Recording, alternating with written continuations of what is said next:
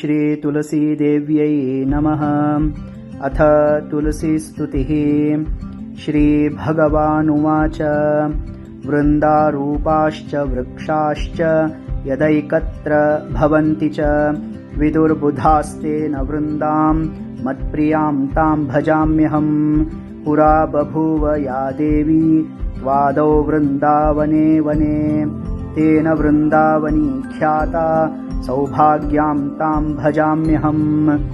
असङ्ख्येषु च विश्वेषु पूजिता या निरन्तरम् तेन विश्वपूजिताख्यां जगत्पूज्यां भजाम्यहम्।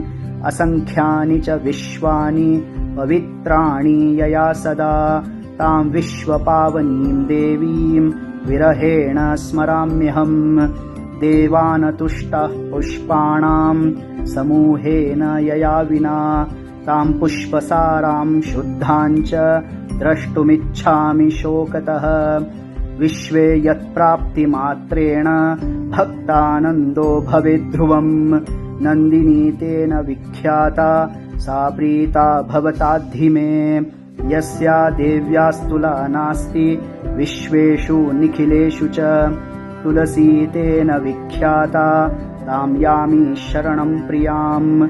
कृष्णजीवनरूपाया शश्वत्प्रियतमा सती तेन कृष्णजीवनीति मम रक्षतु जीवनम्। इति श्रीब्रह्मवैवर्तमहापुराणे प्रकृतिखण्डे भगवत्कृता तुलसीस्तुतिः सम्पूर्णा।